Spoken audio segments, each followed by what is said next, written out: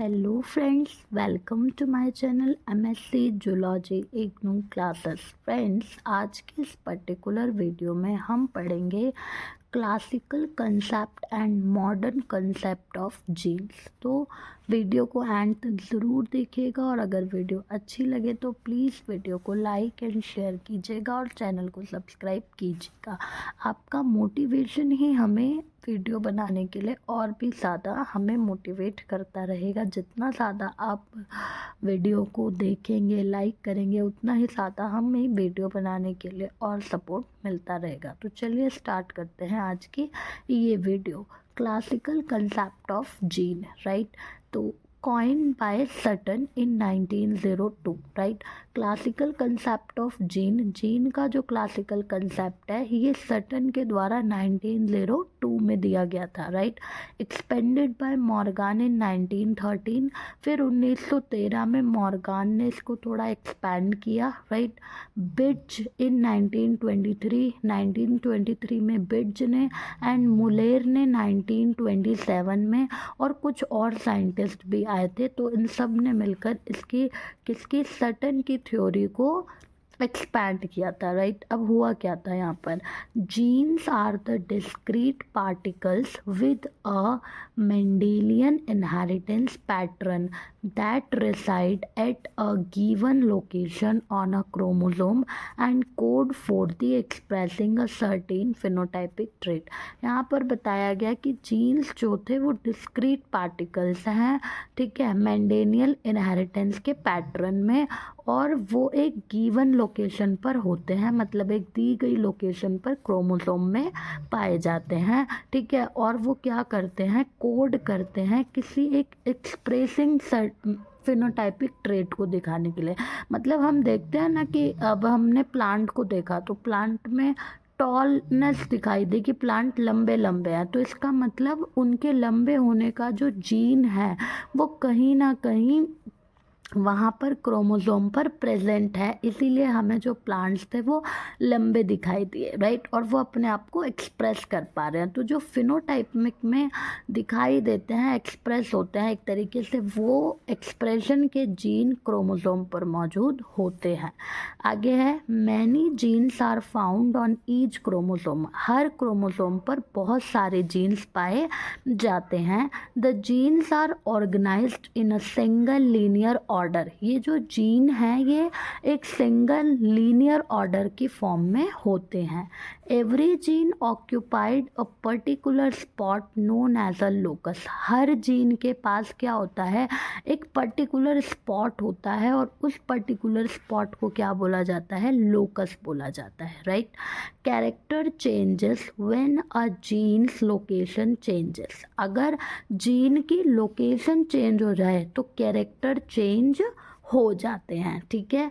And parent share their genes with children, जो parent होते हैं वही अपने जीन को चिल्ड्रन के साथ शेयर करते हैं।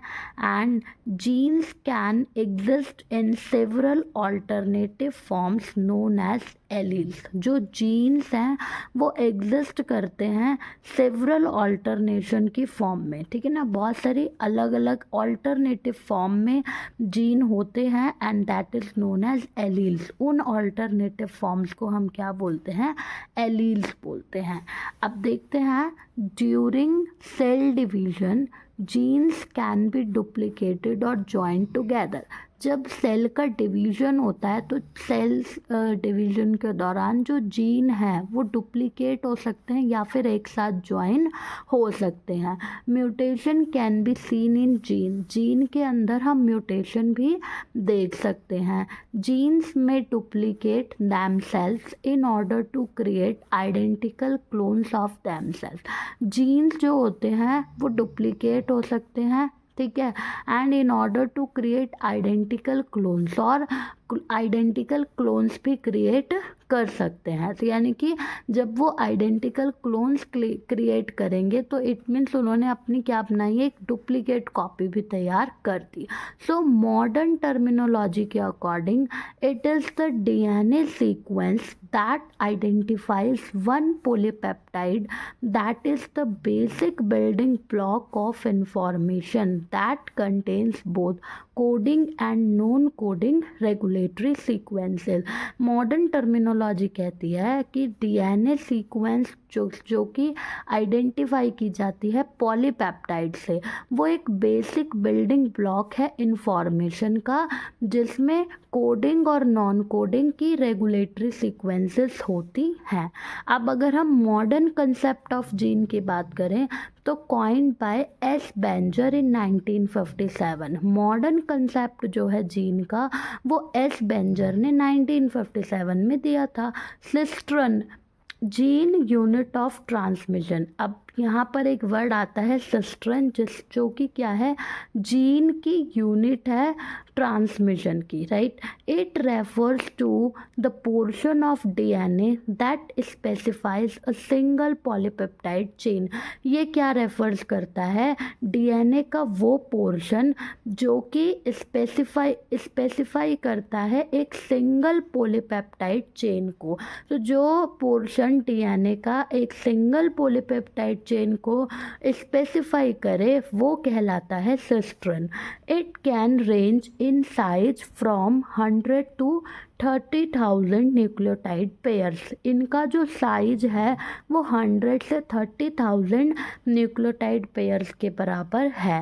एज यूनिट ऑफ ट्रांसमिशन, क्योंकि ये ट्रांसमिशन की यूनिट है, it conveys characters from one generation to another. तो क्योंकि ये ट्रांसमिशन की यूनिट है तो ये क्या करती है, कैरेक्टर्स को एक जनरेशन से दूसरी जनरेशन में ट्रांसफ़र करती है। रेकॉन की बात की जाए तो gene as a unit of recombination, ठीक है। रेकॉन क्या है, ये एक ऐसा जीन है जो कि रिकॉम्बिनेशन की यूनिट है। सो नाउ अब देखिए, it is name for the tiniest piece of DNA that may be detached and exchange with another chromosome. ये जो नेम रखा गया है ये एक टीनिएस्ट पीस है डीएनए का, ठीक है। ये जो रेकॉन है ये इसका नाम किस बेसिस पर है, क्योंकि ये एक डीएनए का एक छोटा सा पीस है दैट मे बी डिटैच्ड, जो कि उससे डिटैच्ड हो सकता है, and exchange with another chromosome, या फिर किसी दूसरे क्रोमोसोम्स के साथ चेंज हो सकता है। It contains up to 2 pairs of nucleotides. और रेकॉन्स के पास कितने पेयर्स होते हैं न्यूक्लियोटाइड के, 2 पेयर्स होते हैं। फिर आता है आपका muton gene as a unit of mutation. Muton का जो जीन है वो क्या है, म्यूटेशन के यूनिट का जीन है। The muton which is the smallest genetic building block that may also or mutate to that may alter or mutate to generate a phenotypic characteristic. यानी कि जो म्यूटन है ये एक स्मॉलेस्ट जेनेटिक बिल्डिंग ब्लॉक है, ये ऑल्टर या म्यूटेट करता है तो एक फिनोटाइपिक कैरेक्टर को जनरेट कर देता है। Muton has a single nucleotide as its delimiter, यानी कि म्यूटन भी एक सिंगल न्यूक्लियोटाइड है। फ्रेंड्स, आज की वीडियो में इतना ही, फिर मिलेंगे नेक्स्ट वीडियो में जहां हम एक और नया टॉपिक डिस्कस करेंगे। तब तक के लिए बाय बाय, थैंक यू।